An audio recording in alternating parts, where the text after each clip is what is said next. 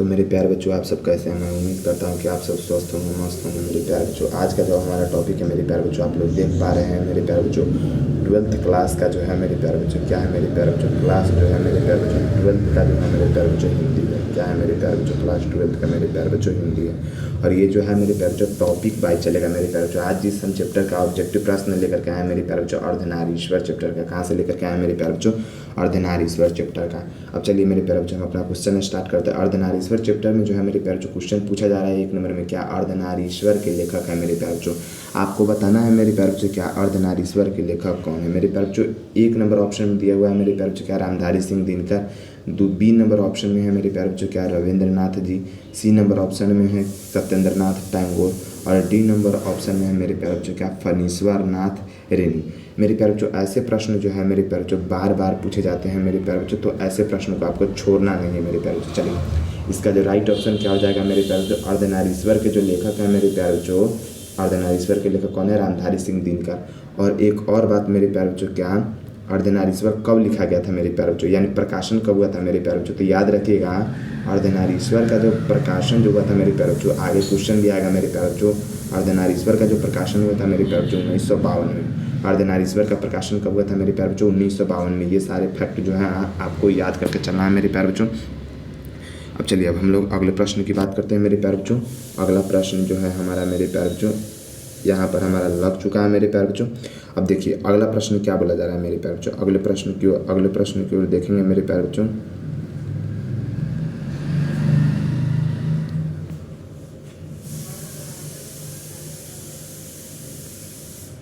चल हमारा अगला प्रश्न क्या बोला जा रहा है मेरे प्यारे बच्चों? अगला प्रश्न, दूसरा प्रश्न जो है बोला जा रहा है क्या अर्धनारीश्वर से क्या संदेश मिलता है मेरे प्यारे बच्चों?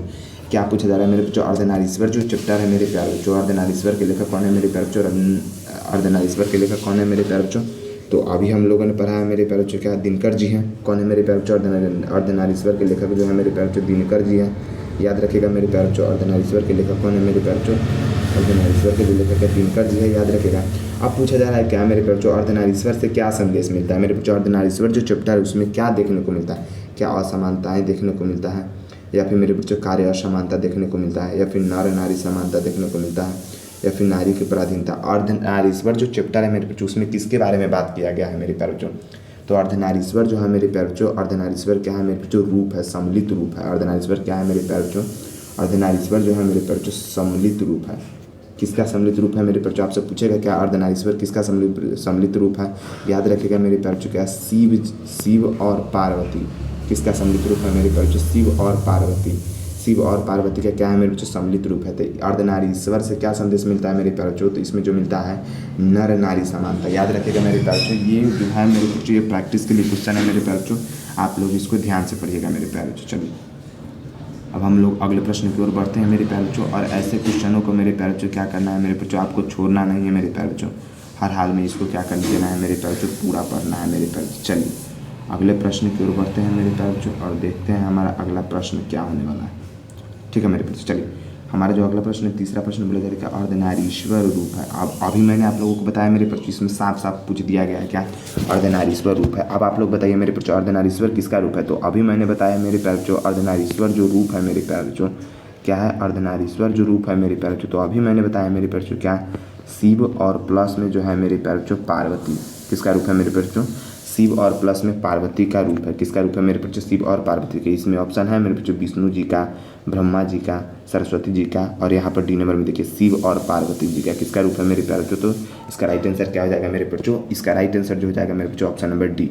कौन हो जाएगा मेरे बच्चों? शिव और पार्वती जी का क्या है मेरे प्यारे बच्चों? सम्मिलित रूप है। ठीक है मेरे बच्चों, इसको क्या कर देना है मेरे प्यारे बच्चों? आपको हमेशा ही ध्यान में रखना है। चलिए हमारा चौथा प्रश्न में क्या पूछा जा रहा है मेरे बच्चों? चौथा प्रश्न में अर्धनारीश्वर है।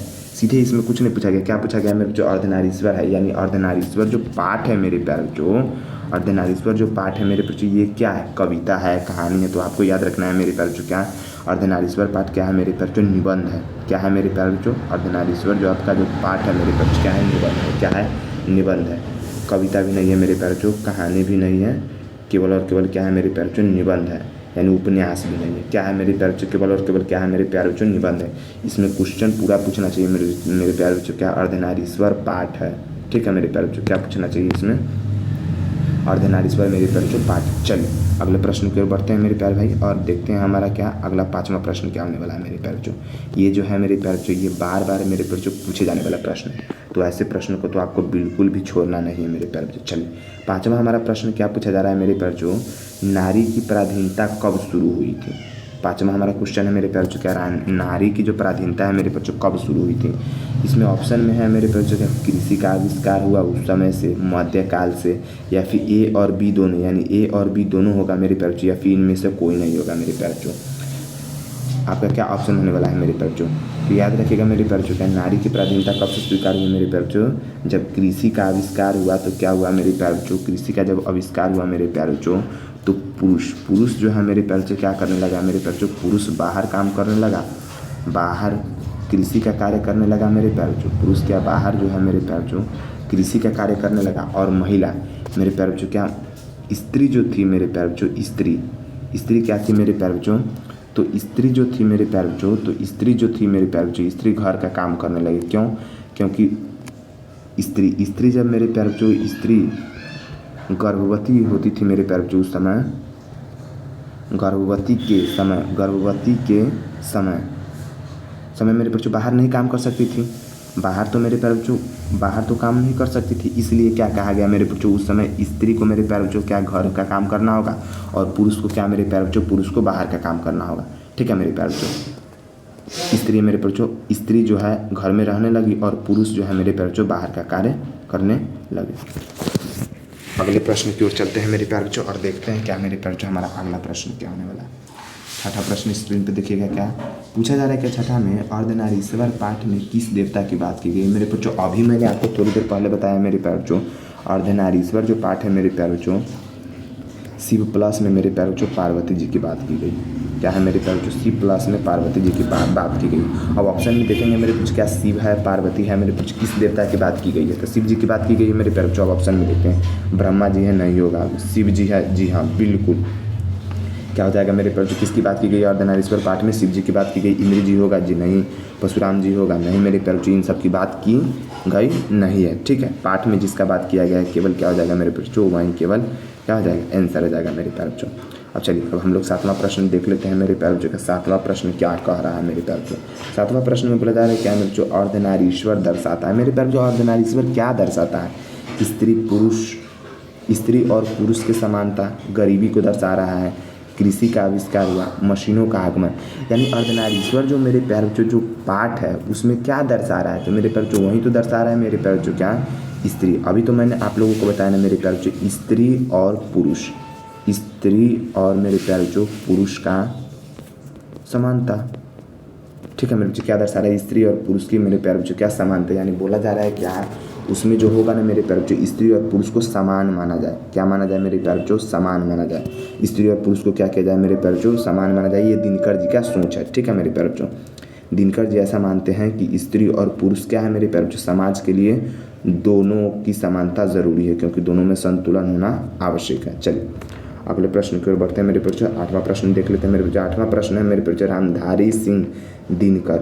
मेरे प्यारे बच्चों है रामधारी सिंह दिनकर जी क्या है मेरे प्यारे बच्चों, क्या महाकवि है, राष्ट्र कवि है, नृत्यिका है, महान लेखक, क्या है मेरे प्यारे बच्चों, रामधारी सिंह दिनकर क्या है। तो अभी मैंने बताया मेरे प्यारे बच्चों, रामधारी सिंह दिनकर जी द्वारा लिखा गया है अर्धनारीश्वर मेरे प्यारे बच्चों। अर्धनारीश्वर जो ये जो चैप्टर है मेरे प्यारे बच्चों किनके द्वारा लिखा गया है, रामधारी सिंह दिनकर द्वारा। तो इसका मतलब क्या है, रामधारी सिंह दिनकर मेरे बच्चों राष्ट्र कवि है। क्या है, रामधारी सिंह दिनकर मेरे प्यारे बच्चों राष्ट्र कवि है। क्या है, राष्ट्र कवि है। चलिए अगले प्रश्न की ओर बढ़ते हैं मेरे प्यारे बच्चों और देखते हैं मेरे प्यारे बच्चों क्या हमारा 9वां प्रश्न क्या होने वाला है। चलिए 9वां प्रश्न हमारा पूछ दिया गया क्या, अर्धनारीश्वर का प्रकाशन कब हुआ था। अभी मैंने शुरू में बताया था मेरे प्यारे बच्चों, अर्धनारीश्वर का जो प्रकाशन हुआ था मेरे बच्चों 1952 में होता है। कहाँ है ऑप्शन में, 1977 भी नहीं होगा, 1960 भी नहीं होगा, 1955 भी नहीं होगा, केवल और केवल क्या हो जाएगा मेरे बच्चों 1952। प्रकाशन कब हुआ था मेरे प्यारे बच्चों, प्रकाशन का मतलब हो गया मेरे बच्चों पब्लिक कब किया गया था मेरे बच्चों, याद रखिएगा 1952 में प्रकाशन हो गया था मेरे प्यारे बच्चों। कब हुआ था मेरे प्यारे बच्चों, 1952 में। अर्धनारीश्वर में किसकी बात की गई है मेरे प्यारे बच्चों, तो अर्धनारीश्वर में किस देवता की बात की गई थी, याद रखिएगा मेरे बच्चों क्या, शिव और पार्वती जी की बात की गई है। चलिए अगले प्रश्न की और आखिरी भी हमारा प्रश्न है मेरे बच्चों, क्या पूछा जा रहा है 10वां नंबर में, अर्धनारीश्वर बल देता है। मेरे बच्चों अर्धनारीश्वर किस पर बल देता है मेरे प्यारे बच्चों, आपको बताना है। अर्धनारीश्वर कृषि पर बल देता है, किस पर बल देता है, तो अर्धनारीश्वर में केवल मेरे प्यारे बच्चों क्या स्त्री और पुरुष की बात की गई है मेरे प्यारे बच्चों, यानी शिव और प्लस में पार्वती जी का जो सम्मिलित जो रूप है जिसको अर्धनारीश्वर कहा गया, उसी के बारे में बात की गई है। यानी किसके बारे में बात की गई? समानता के बारे में। किसके बारे में? समानता के बारे में। दिनकर जी का ऐसा सोच है मेरे प्यारे बच्चों, क्या है? दिनकर जी कह रहे हैं मेरे प्यारे बच्चों, क्या समाज का संतुलन बनाए रखने के लिए स्त्री और पुरुष दोनों का समान होना मेरे प्यारे बच्चों क्या है? अत्यंत आवश्यक है मेरे प्यारे बच्चों। तो ये जो है मेरे प्यारे बच्चों, ये मोस्ट मेरे प्यारे बच्चों क्या है? MC। ये जो है मेरे प्यारे बच्चों मोस्ट जो है मेरे प्यारे बच्चों क्या है? मोस्ट मेरे प्यारे बच्चों VVI प्रश्न है मेरे प्यारे बच्चों। VVI प्रश्न है मेरे प्यारे बच्चों 12th का। ठीक है मेरे प्यारे बच्चों, और इसको आपको मेरे प्यारे बच्चों पूरा करके ही जाना है मेरे प्यारे बच्चों। अब फिर मिलते हैं अगले वीडियो में मेरे प्यारे बच्चों, फिर मिलते हैं अगले वीडियो में मेरे प्यारे बच्चों। तब तक के लिए मेरे प्यारे बच्चों धन्यवाद।